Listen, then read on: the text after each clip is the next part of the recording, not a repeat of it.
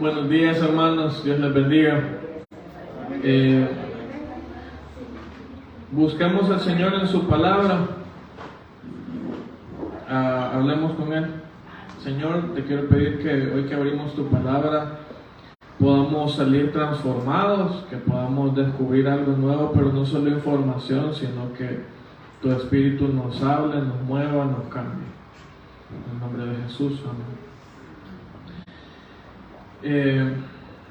Hace poco estaba leyendo de nuevo una historia de una persona que me hizo pensar un poquito en mí mismo y en mi lealtad a Dios en especial.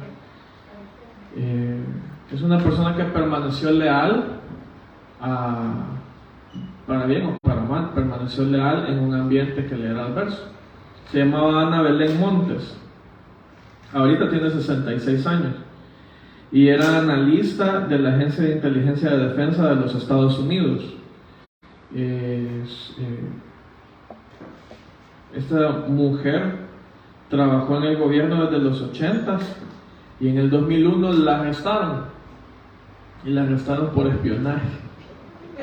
Estuvo en el gobierno de Estados Unidos, en las agencias de inteligencia, en el Departamento de Justicia. Se le condenó por 17 años, pero se sospecha que fueron muchos años más, que ella fue espía de Cuba en Estados Unidos. Y es bien curiosa su historia, porque ella era hija de un señor que trabajó en el gobierno de Estados Unidos desde siempre.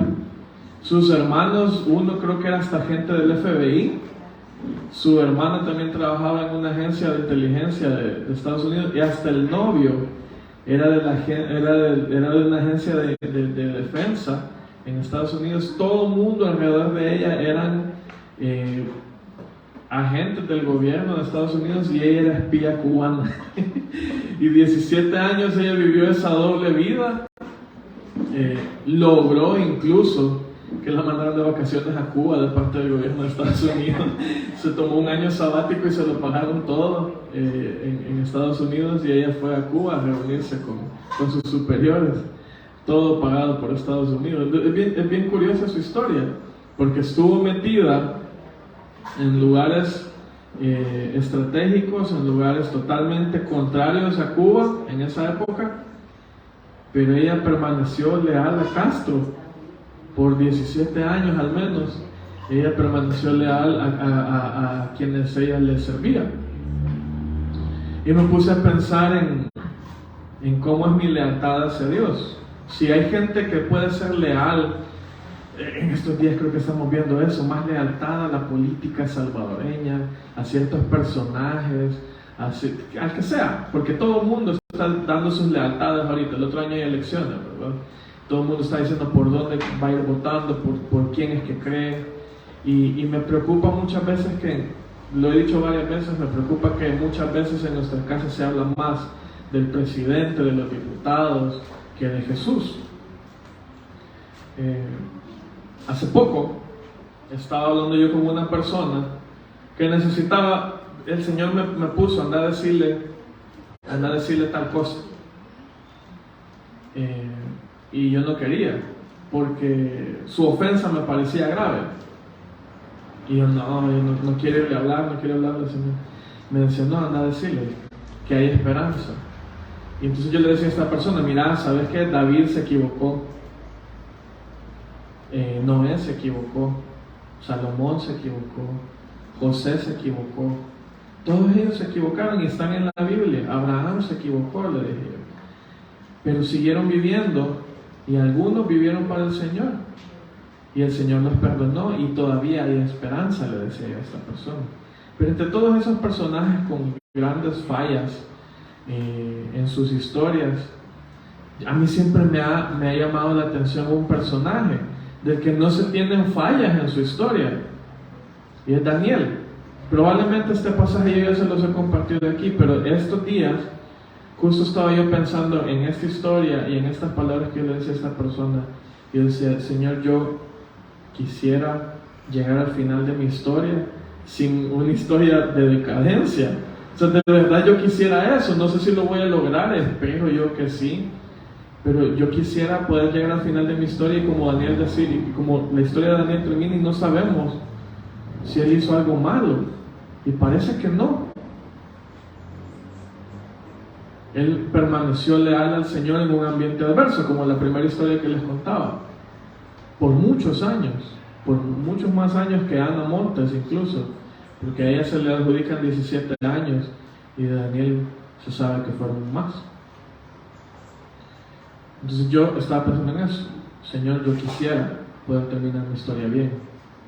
Entonces quiero hablarles de algunos detalles que encontré en Daniel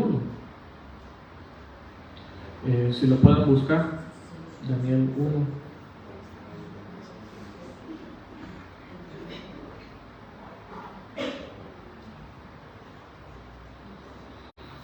Y lo voy a leer. En el tercer año del reinado de Joacim, rey de Judá, Nabucodonosor, rey de Babilonia, llegó hasta Jerusalén y la sitió. Y el Señor la entregó en su mano junto con Joacim, rey de Judá, y los utensilios de la casa del Señor, los cuales trasladó a la tierra de Siná, al templo de su ídolo, y colocó los utensilios en el tesoro de su ídolo.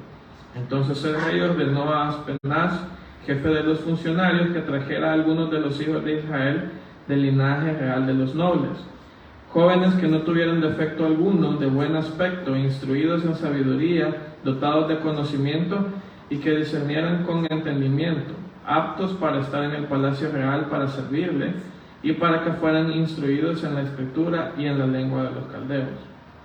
El rey le asignó para cada día una ración de las viandas del rey y del vino que él bebía, y que se les educara durante 3 años y entonces se pusieran al servicio del rey.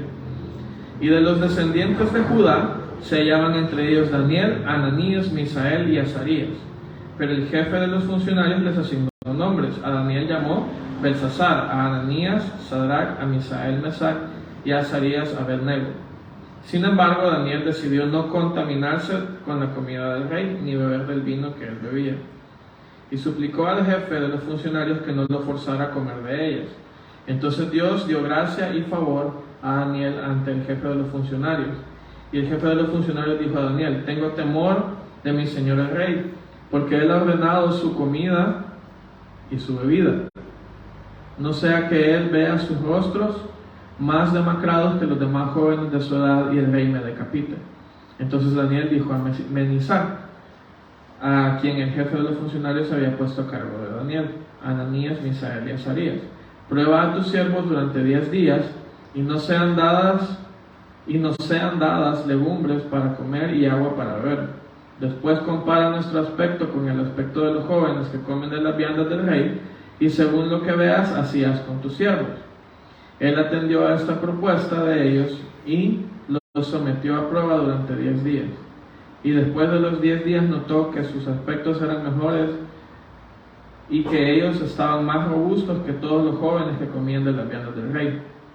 Así Menisar suprimía la ración de comida y el vino que ellos debían beber, y les daba legumbres para comer y agua para beber.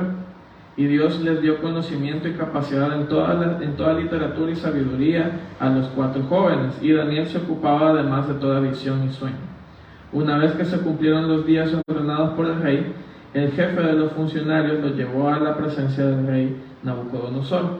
Entonces el rey habló con ellos y no encontró entre todos ellos a ninguno como Daniel, Ananías, Misael y Azarías, y estuvieron al servicio del rey. Y en todo asunto de sabiduría y conocimiento que el rey les consultaba, los encontró 10 veces superiores a todos los hechiceros y encantadores que habían en su reino. Daniel continuó hasta el primer año del rey Ciro.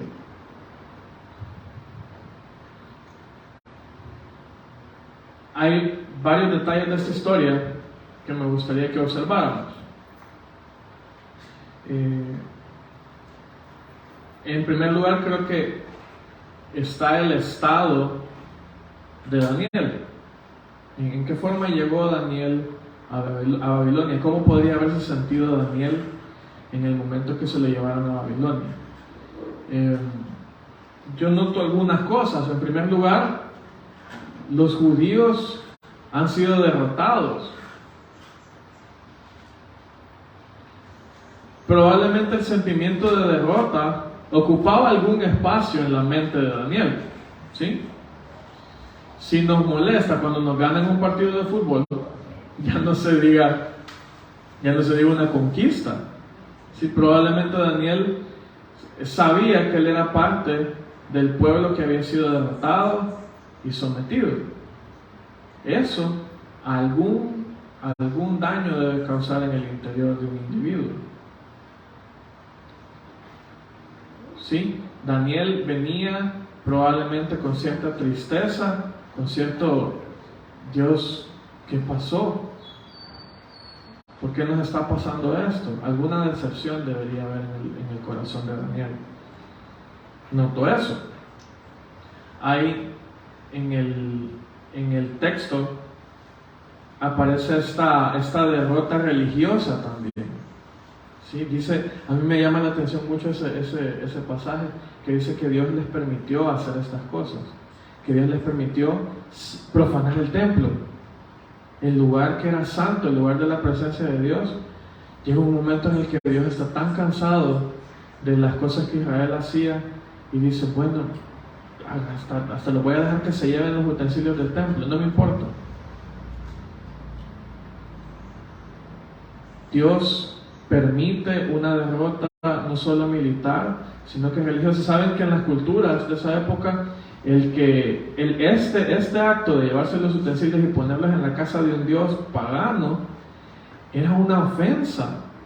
Era un decir, mi Dios sometió a tu Dios también, y Dios lo permitió. ¿Cómo podría sentirse Daniel no solo de saber que perdieron un enfrentamiento, sino que también permitió Dios que les destruyeran su adoración? ¿Qué clase de fuerza espiritual puede sentir Daniel en este momento? Más adelante se ve la clase de lealtad que Daniel tiene, pero creo que solo estas dos cosas son suficientes para desanimar a cualquiera. Saber, mi país perdió y el templo de mi Dios fue profanado, y ahí están los utensilios en el templo del Dios rival, del Dios de Babilonia. Yo creo que para un judío solamente esas dos cosas ya podrían significar bastante tristeza. Probablemente Daniel la sentía. ¿Qué más pasó? Se lo llevaron de su país.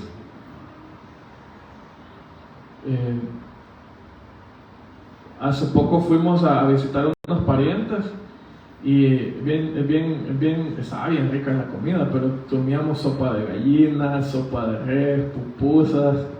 Y una pariente de Carol dice, no, yo para qué quería comer eso si eso como todos los días. Pero nos contó ella después, no andaba junto con nosotros, pero la misma experiencia tuvo ella. Llegó donde estos familiares y la verdad es que estaba súper rica la comida, pero es cierto, es lo que comemos aquí, nos daban de lo mismo allá. La gente desea ¿cómo se dice? Extraña las comidas típicas. Ya no se diga, me llevan a la fuerza a otro país.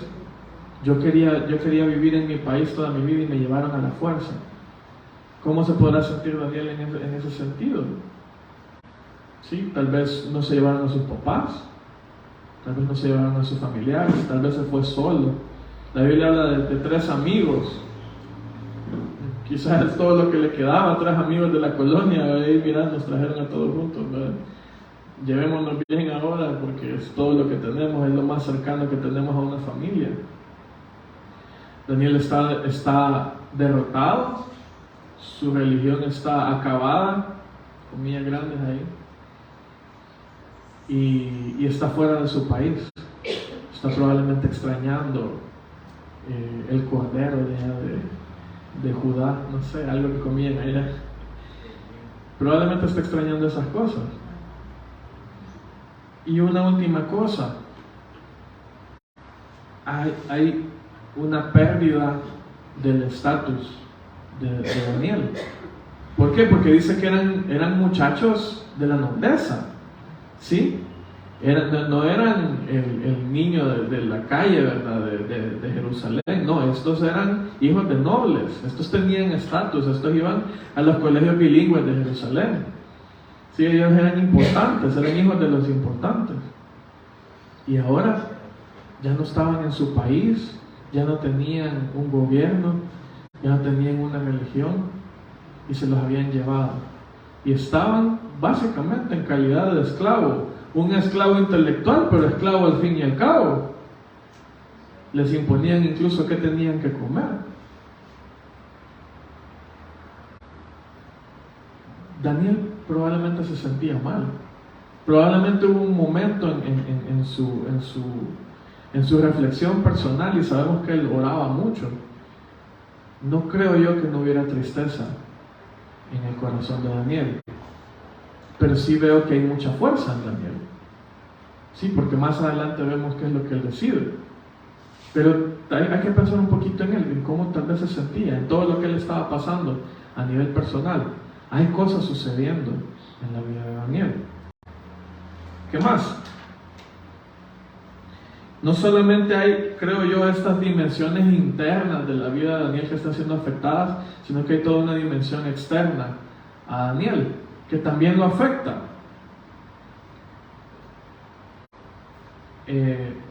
El nuevo ambiente de Daniel dice que el rey manda traer a los muchachos guapos. Así dice aquí, ¿no? En el 3, 4. Jóvenes que no tuvieran defecto alguno, de buen aspecto. Yo me hubiera quedado en Jerusalén, obviamente. De buen aspecto.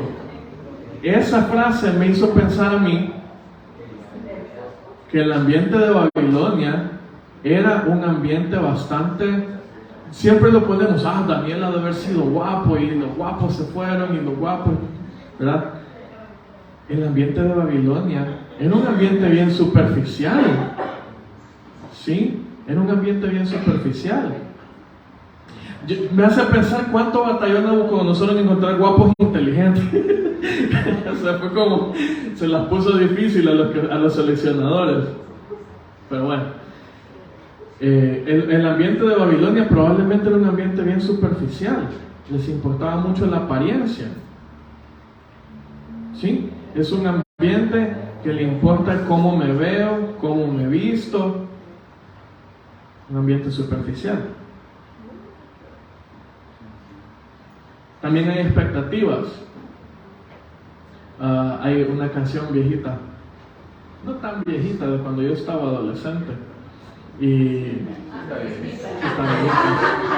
ya las ponen en esas radios que nadie oye, ya no la ponen en la box, en la laza.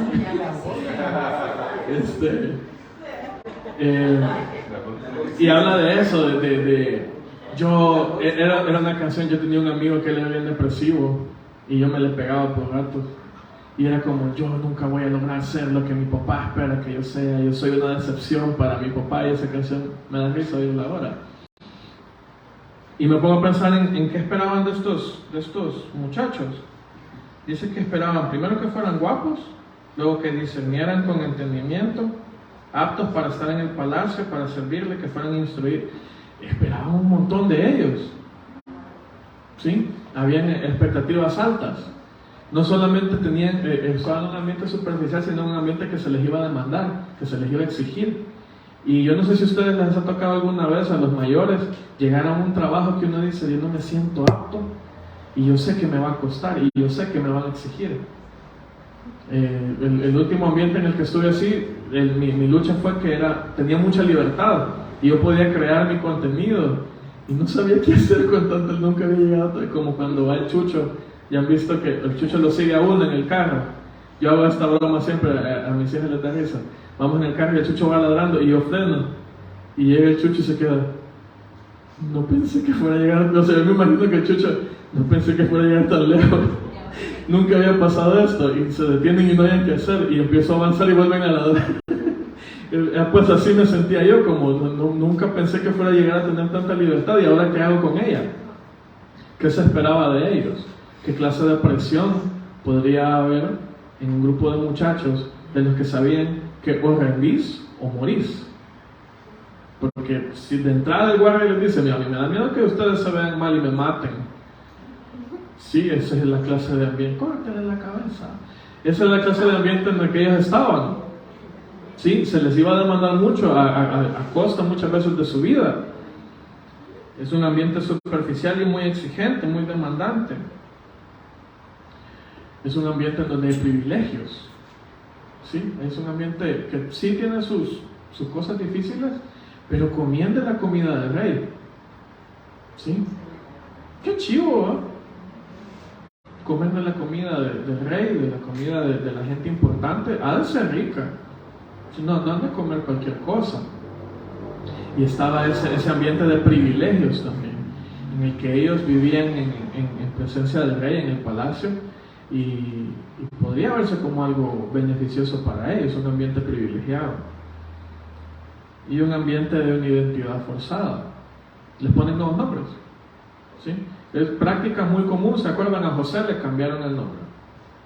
Cualquier reino que conquistaba y llevaba gente del reino conquistado a sus tierras, eso era una práctica muy común. Ya no te llamaba Juan, te llamaba John. ¿Sí? Te vamos a volver uno de los nuestros. Un ambiente donde la identidad de uno no es valorada ya.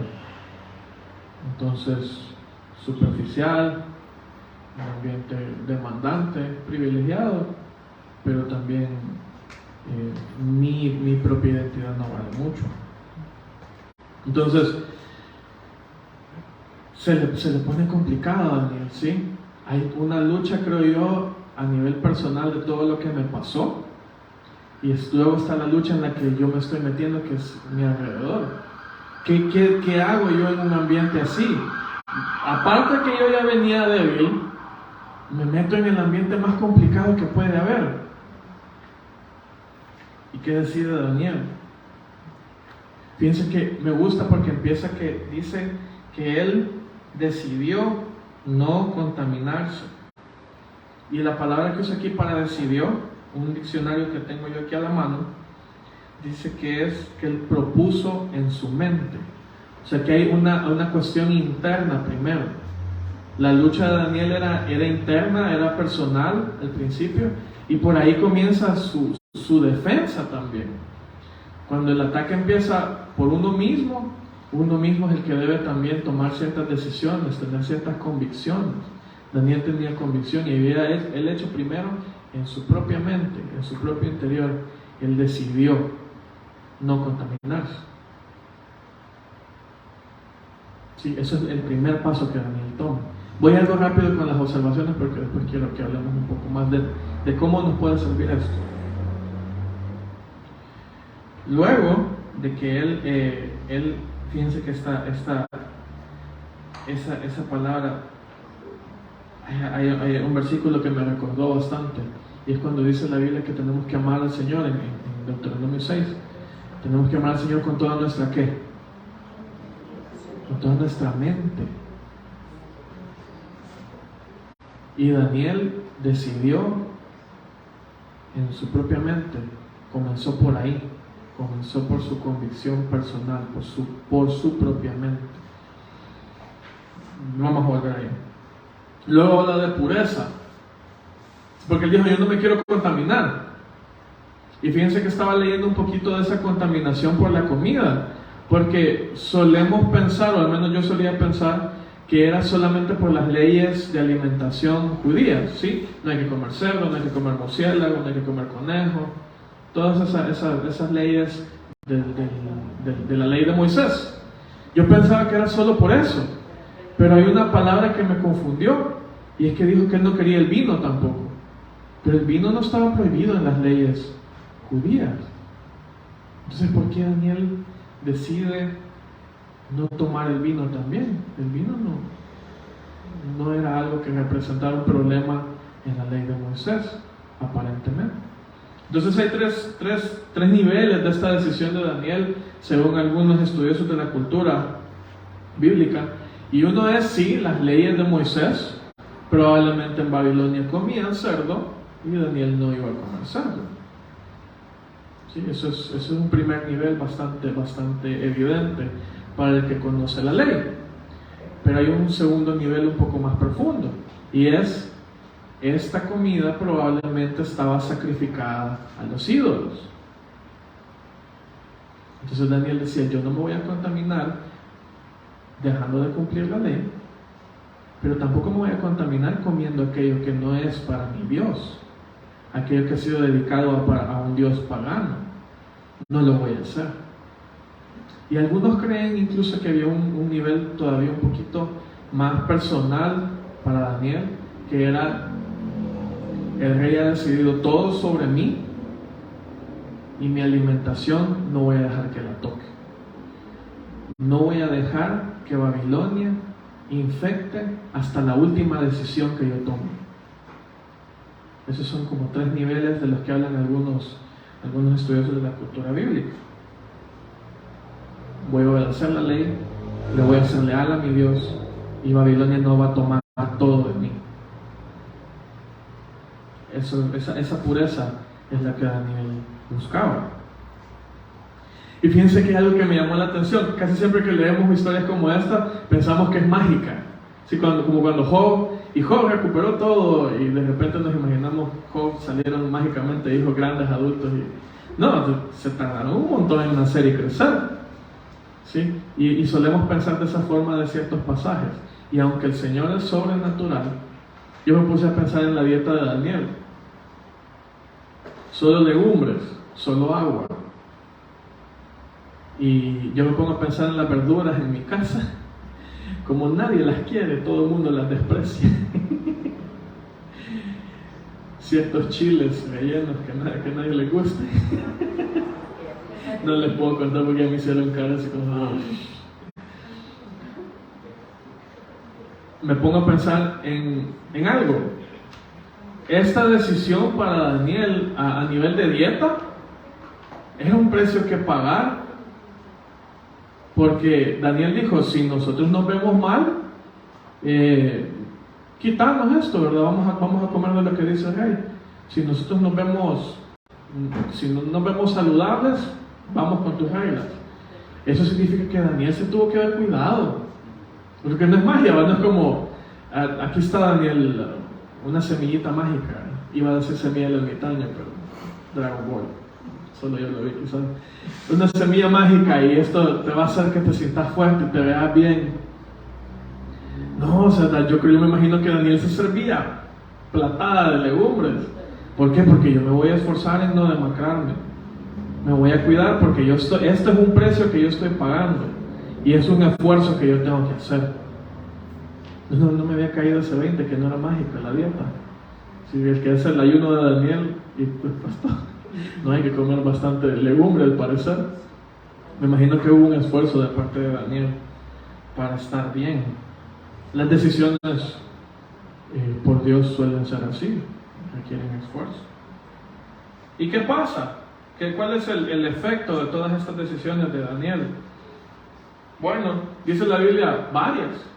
Dice que Dios les da sabiduría, entendimiento sobre la literatura. ¿Qué más dice aquí? Asunto, les dio conocimiento y capacidad en toda literatura y sabiduría a los 4 jóvenes. En primer lugar, los esfuerzos de Daniel se vieron bien pagados. Me imagino que él también tuvo que haber estudiado, ¿sí? La disciplina le pagó bien eso, aprendió. Pero hay algo más. Dice que Daniel se ocupaba de toda visión y sueño. Y hay un nivel intelectual que Daniel había ganado, pero también había un nivel espiritual que se le había dado a Daniel. ¿Sí? No cualquiera interpreta sueños y visiones. Es algo que solamente el Señor puede hacer. Entonces, sí, estos muchachos aprendieron y su disciplina les pagó, pero también el Señor los premió con algo que ellos no podían obtener por su propia cuenta, con una espiritualidad. Luego, los hace destacar. Si dice que no había nadie como ellos, que no había hechicero ni encantador que se pusiera al nivel de ellos. Y por último dice que Daniel duró en servicio al imperio hasta el primer año del rey Ciro. Más o menos, según algunos, 65 años en el servicio de Babilonia. 65 años. ¿Se acuerdan? Les dije, Ana Montes 17 años más o menos. Daniel 65 años en Babilonia, sirviendo como alguien importante, alguien muchas veces ofensivo para el rey, pero importante al fin y al cabo. Vale, todo esto, ¿de qué nos sirve a nosotros?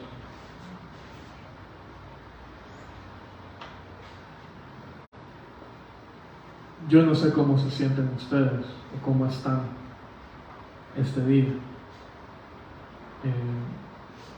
Tuve una experiencia, una vez yo estaba bastante triste hace un montón.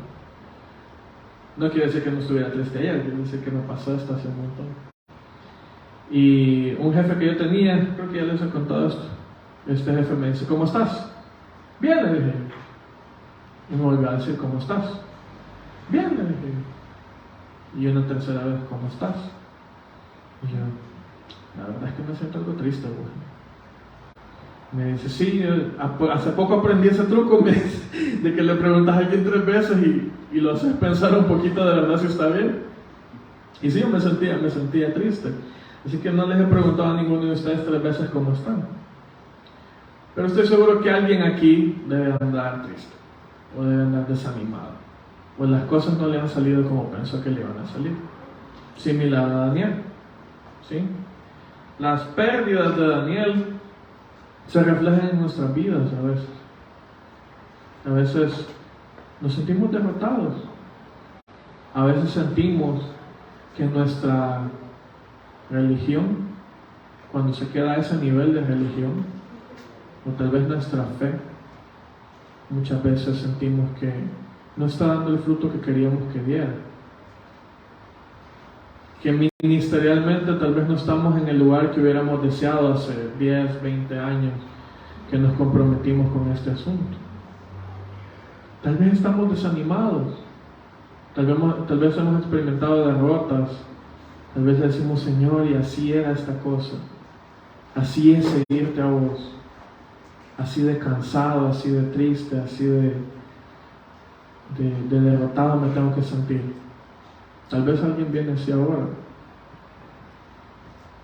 Sí, hay una lucha interna en nuestros deseos hacia nosotros mismos y en lo que estamos viviendo en realidad. Tal vez nos sentimos fuera del lugar, así como Daniel fuera de Judá, ahora en Babilonia. Yo sí, a veces me siento como un moped en Plaza Sésamo, ¿eh? Sí, es súper raro, es súper feo, no es aquí donde me toca estar. Y a veces yo digo, cuando no le servía a Dios, me iba mejor. Podríamos decir eso. Cuando yo no me dedicaba a la obra de Dios, me iba mejor. Yo he oído eso muchas veces. Así como Daniel, porque yo era noble en mi tierra y ahora no tengo nada. Podría ser que alguien de nosotros esté atravesando esa clase de lucha, esa clase de tristeza. Podría ser. Y con la historia de Daniel sabemos que no debe quedarse ahí. ¿Sí? Con la historia de Daniel sabemos que esta lucha interna es solamente parte de todo el panorama. Así que si usted vino hoy sintiéndose derrotado, que su fe no le funciona, que no está en el lugar que debería de estar, y que antes de conocer a Jesús todo era mejor, sepa que esos solo son los primeros párrafos de la historia. Hay mucho más. Siéntase como se quiera sentir, pero no deje que la esperanza desaparezca. He estado leyendo un poco acerca de la esperanza y cómo crear esperanza en niños. Y es bien curioso, muchos piensan que la esperanza, a nivel psicológico, que la esperanza tiene que ver con estas ideas del futuro Y ciertos terapeutas cristianos dicen que no, que la esperanza tiene que ver con el pasado. Y lo ponen así: si un niño se siente triste, se golpeó, se cayó, se lastimó, le salió mal algo, y su papá o su mamá o quien sea que lo cuide viene, lo abraza, le dice: ya deja de llorar, tranquilo, todo va a estar bien, vení, arreglémoslo, vení, compongamos las cosas juntos. Este niño aprende: las cosas van a estar bien, y crece, y es una persona que tiene más probabilidades de enfrentar la vida con esperanza, sabiendo: toda mi infancia yo supe que podía salir de esto, me enseñaron el camino de que siempre hay algo más adelante, de que siempre se puede arreglar el error. Solemos ser con los niños: botaron el fresco, y nos enojamos y les decimos: vos todo botás, puchica, ya la regás. En vez de decir: no, mira, anda limpiando, trae papel, limpia, por tanto, tiene arreglo. Y si ya no hay fresco, toma agua. Todo tiene arreglo en esta vida. Bueno, no todo, pero eso sí. Se quebró un vaso, valen 90 centavos en el súper, ¿sí? 95. Sí, o sea, es un vaso quebrado.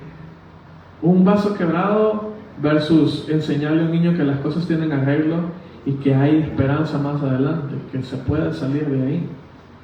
¿Qué es más valioso? A veces perdemos billetes de $20, los metemos en la lavadora y todo hecho pedazos ahí, 90 centavos, y dejarle un futuro mejor en el interior a un niño, vale la pena, ¿no? Siéntase como se quiera sentir ahorita, pero sepa que el Señor está con usted y hay algo más adelante. Y vamos a ver qué es. Ya medio lo hablamos, ¿verdad? Sí. Ahora, si usted se siente mal, si usted se siente derrotado, si usted se siente que las cosas no le funcionan, sorpresa, hay más. El ambiente tampoco ayuda, ¿sí? El ambiente tampoco nos ayuda. Sí, vivimos en un mundo totalmente superficial, en especial después de las redes sociales. ¿Sí o no? Vemos una foto y es como: yo ya te conozco sin filtros. Sí, el mundo es totalmente superficial, en especial después de las redes sociales. Estamos más preocupados. No sé si se los comenté una vez alguien se estaba quejando enfrente mío. Yo le dije a Sofi: ¿dónde quieres ir? Y esta persona dijo: ya ves, él sí le pregunta a la niña qué quiere hacer, y yo solo encerrada, que no sé qué. Y yo le dije: mira, por cierto, yo andaba peleado con la Carol ese día, y le estaba preguntando a la Sofi para no preguntarle a la Carol. Y le digo yo a esta chera que me estaba reclamándole a la mamá: mira, vos solo estás viendo lo de encima, ni siquiera sabes la clase de vida que nosotros llevamos. Solo estás viendo la superficie. Y las redes sociales son así: vemos la superficie, vemos lo que aquel que publica quiere que veamos, pero no vemos su depresión, no vemos cuánto dinero le hace falta, no vemos lo que le está pasando en realidad, vemos lo que él quiere que veamos, ¿sí? Y solemos compararnos mucho con el Instagram de la gente, sin saber que atrás de ese Instagram hay cosas dañinas, cosas que le está yendo mal tal vez. Vivimos en un mundo superficial, así que aparte de sentirnos mal, nos estamos comparando con contenido curado de otra gente, solo lo que ellos quieren que veamos, y nos absorbe. Hay gente que se desvive porque sus redes sociales se vean como las de X o Y influencer. Todos lo hemos hecho. O que la gente piensa: qué bonitas las frases que pone el hermano Guillermo en su WhatsApp, porque solo WhatsApp. ¿Sí? Qué profundo, qué chivo. No sabemos con qué estamos lidiando en realidad.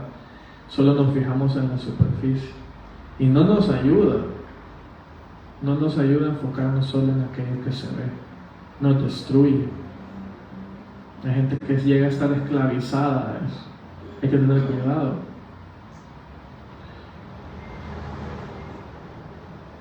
Las expectativas están ligadas con esta superficialidad, ¿sí o no?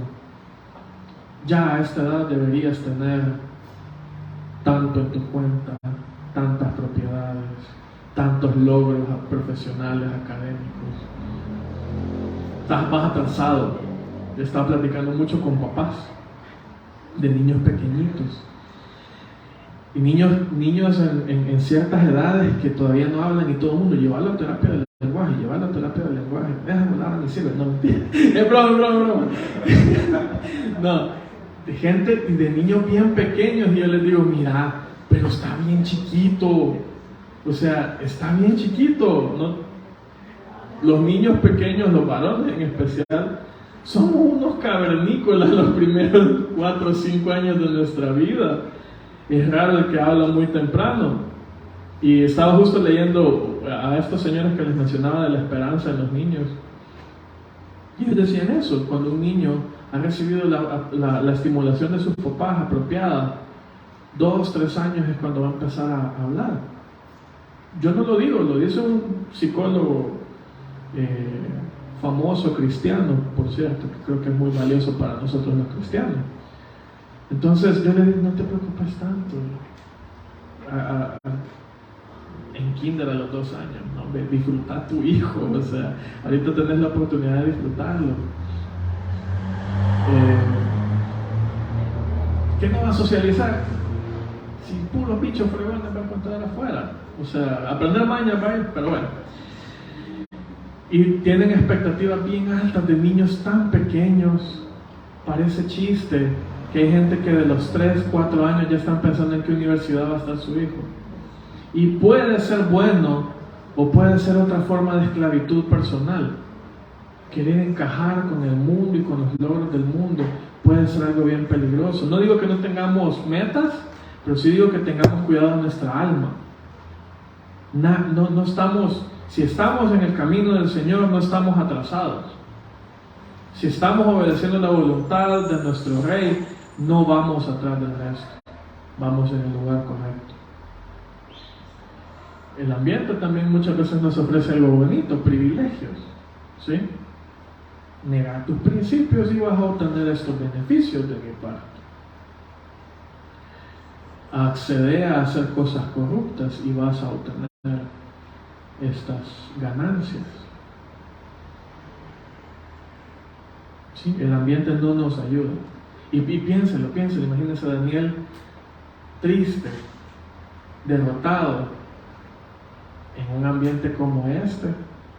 Cosa seria aguantar un ambiente así.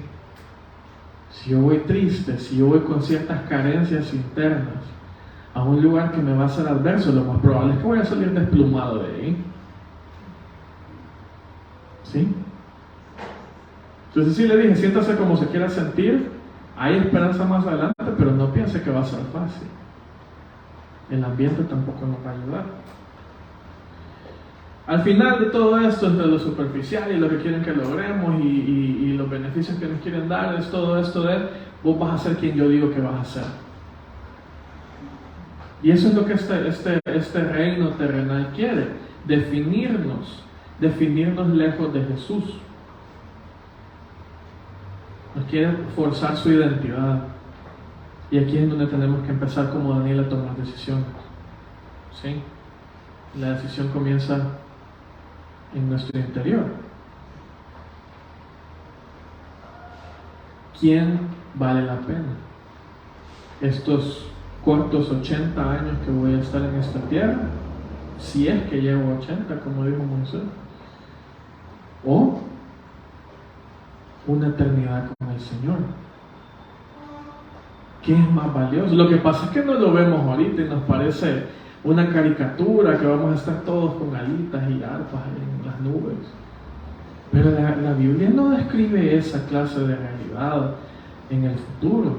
Nos describe con el Señor en un reino donde vamos a ser sus funcionarios, donde vamos a colaborar en lo que Él está comenzando con Jesús, donde vamos, dijo Pablo, a gobernar a los ángeles. O sea, no es poquito lo que el Señor nos ha invitado, no es poquito, pero nos cuesta verlo. Esta vida es bien chiquita a la par de la eternidad en el reino de Dios. Es un reino.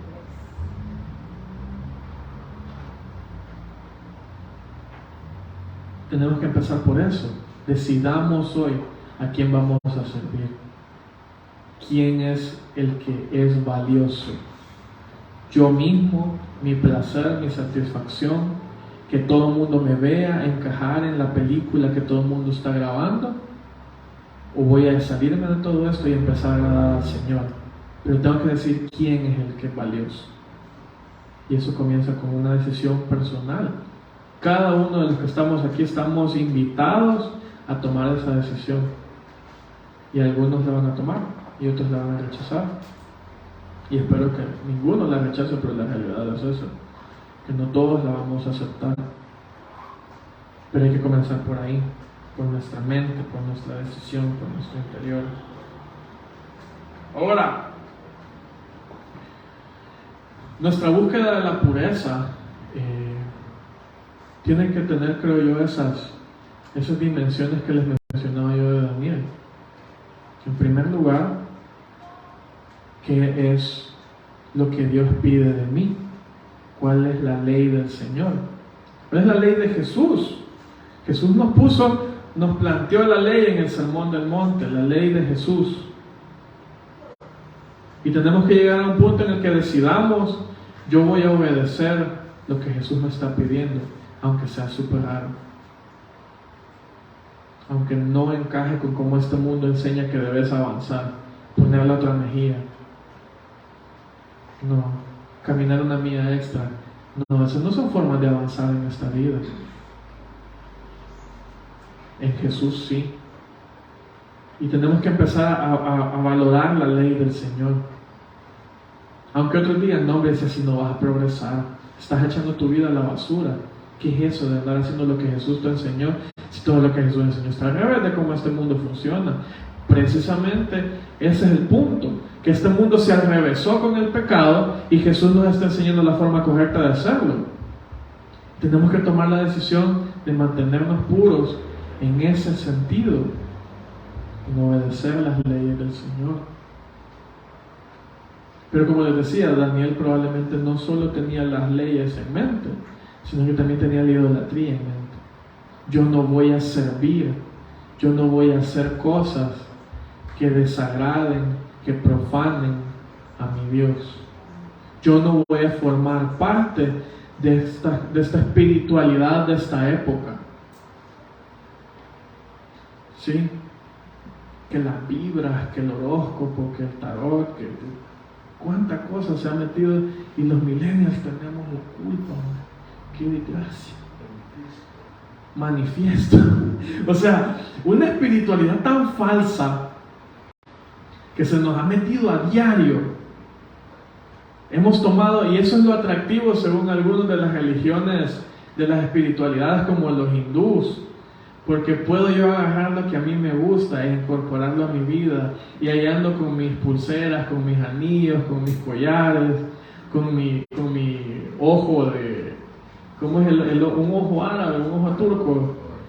Todo el mundo anda cosas así. O sea, ¿qué tanto voy a permitirme yo contaminar con una espiritualidad pagana que ya está alrededor nuestro?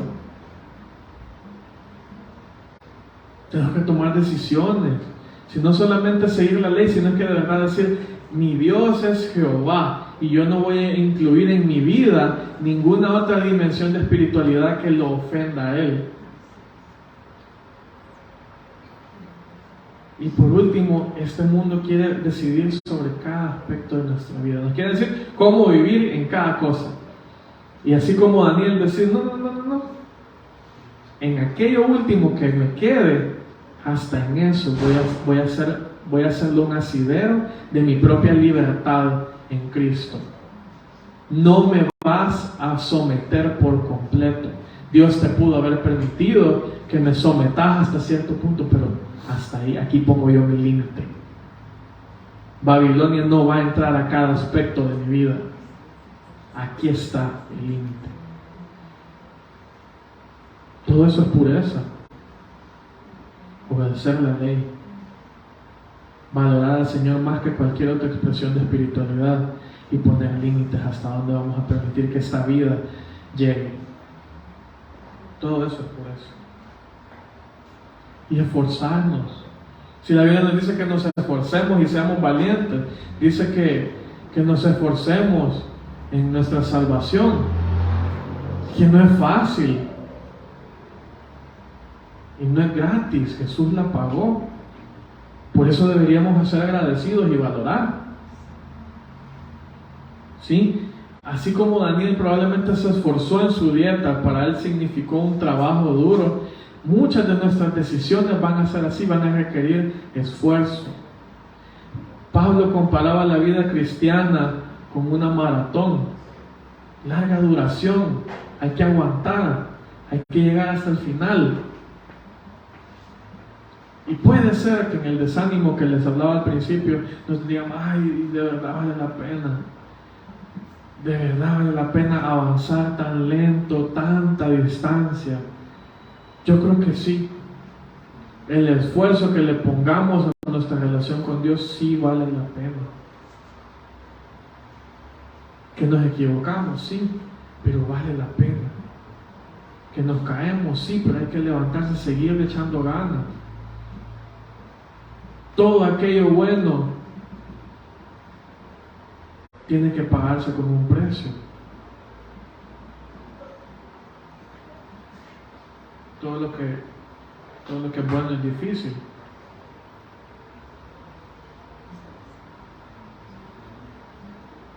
Puede que nos sintamos derrotados, sepa que hay esperanza. Puede que el ambiente no nos ayude, pero es momento de tomar decisiones, de mantener pureza, de poner límites. Y el Señor nos va a premiar si hacemos esas cosas. ¿Con qué? Pues con lo mismo que premió a Daniel. La palabra de Dios. Miren, si este libro lo sacamos de estas 4 paredes, funciona. No solo aquí funciona. No solo es para entretenernos un domingo. Este libro habla a todas las realidades humanas.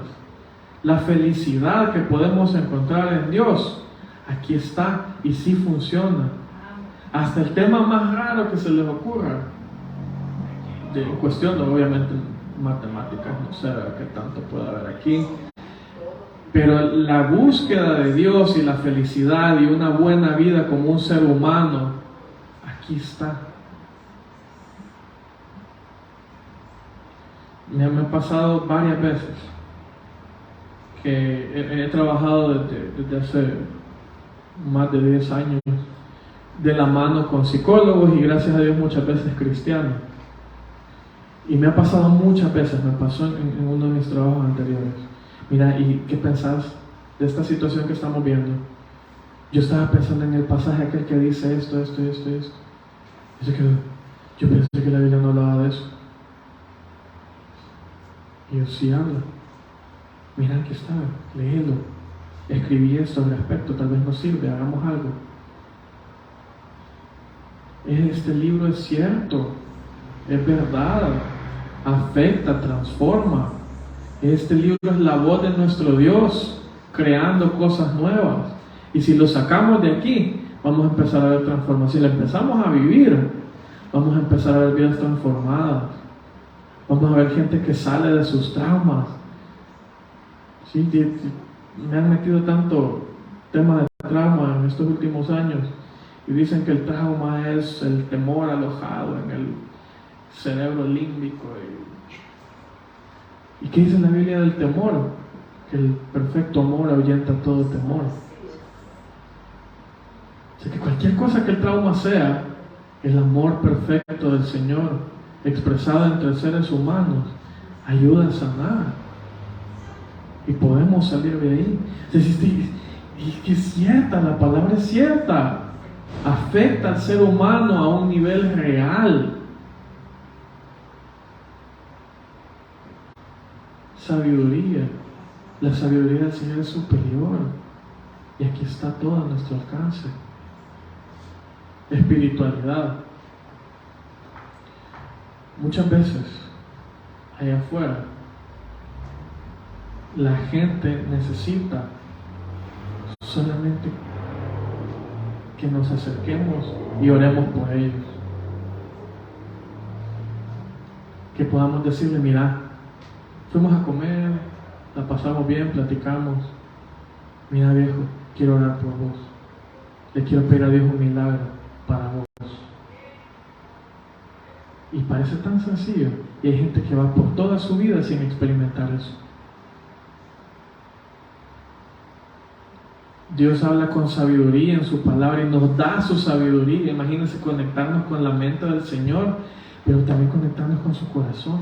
Y poder ir por la vida y decir, mira, vos necesitas del Señor y Él está conmigo. Te lo voy a presentar.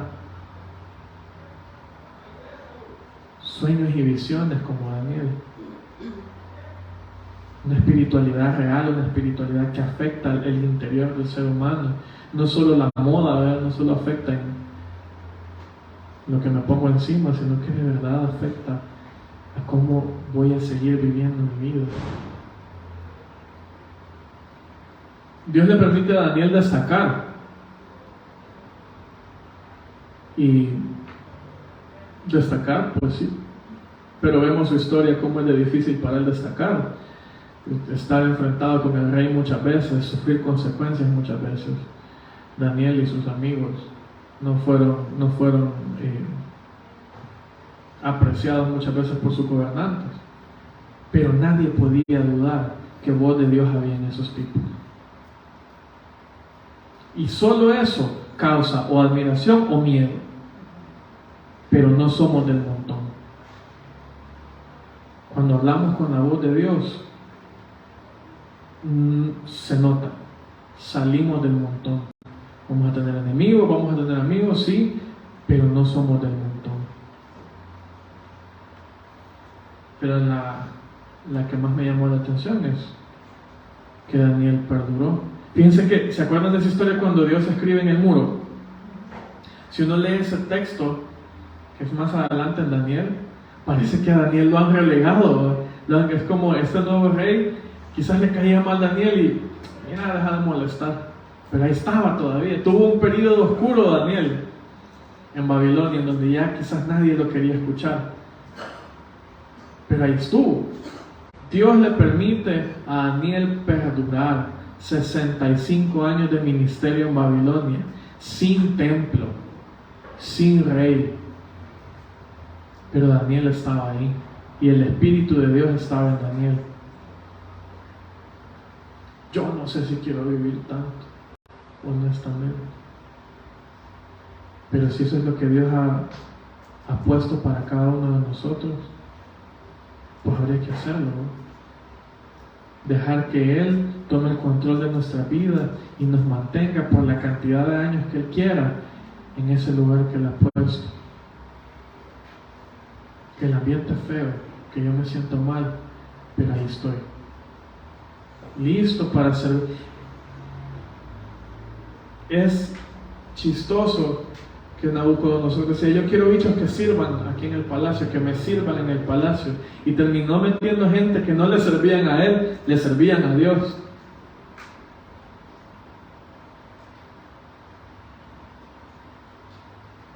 Si Dios me va a hacer vivir tanto, yo quiero perdonar como Daniel. Y va a ser difícil, espero no estarme salvando ahorita. Pero yo quisiera perdonar como Daniel. Sí quisiera eso. Si quisiera poder llegar a viejo y que las generaciones que aprendieron de mí digan, aguantó. Y aguantó bastante, pero aguantó. Y yo yo deseo lo mismo para cada uno de ustedes. Que ustedes puedan vivir buenas vidas y ser recordados como siervos del Dios Altísimo y no siervos de cualquier rey de esta tierra. Oremos. Señor, cuídanos, hacernos perdurar, porque solo en tu mano, Señor. No hay fuerza nuestra propia que pueda hacernos perdurar. Queremos vivir bajo tu poderosa mano de forma humilde, Señor. Queremos vivir bien con tus estándares, Señor. Queremos poder llegar a tu presencia, que digas, cabal, eso es lo que quería que hicieras. Ayúdanos, Señor, danos fuerza. Si alguno de nosotros está desanimado hoy, yo te pido, Señor, una fuerza sobrenatural que venga de tu Espíritu sobre estas personas. Dale, Señor, fuerza para los años que les restan, fuerza para vivir en tu presencia. Danos a todos fuerzas para vivir en tu presencia. En el nombre de Jesús. Amén. Amén. Bueno, hermanos, si gustan, pongámonos en pie. Vamos a pasar a recoger la ofrenda. Oremos por la ofrenda también. Y aprovechemos este último momento de adoración. Alabar a Dios y exaltar su nombre, ¿verdad? Gracias, Padre, te doy porque nos bendices de mil y un maneras, Padre, y una de ellas, Señor, es a través de nuestros trabajos y de la forma en la que recibimos el sustento diario, Padre. Te quiero pedir, Señor, que tú bendigas esta ofrenda, Padre, que nos ayudes a administrarla de la manera que tú desees, Señor, y que podamos cumplir tu obra y el propósito que tienes para nosotros como tu iglesia, Señor Jesús. Te adoramos y te bendecimos. Amén y amén. Bueno, hermanos, ofrendemos y adoremos a Dios.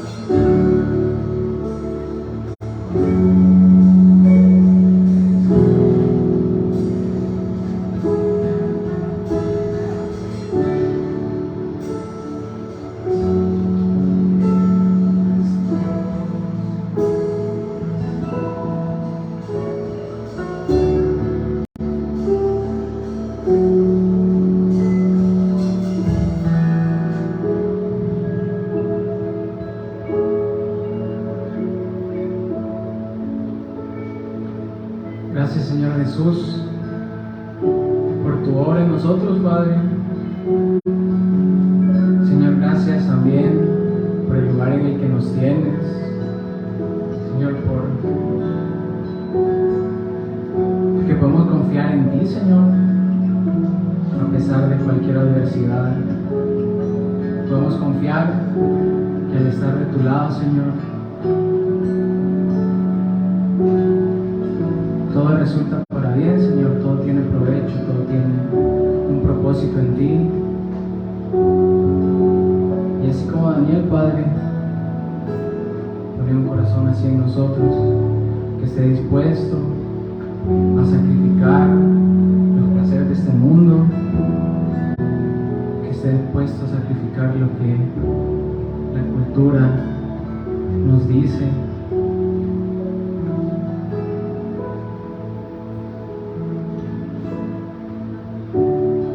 Señor, bendecinos y toma el control de nuestras vidas, Padre, que podamos entregarte todo lo que somos y que de esa manera, Señor, podamos ver tu obra en nosotros. En nombre de Jesús, amén. Bueno, hermanos, nos vemos. Dios los bendiga mucho. Y recuerden, la celebración del domingo va a ser para el Día del Padre, así que a los papás que están aquí no se les vaya a olvidar, el domingo a las 8 en punto, para que desayunemos, nos la pasemos bien. Bendiciones.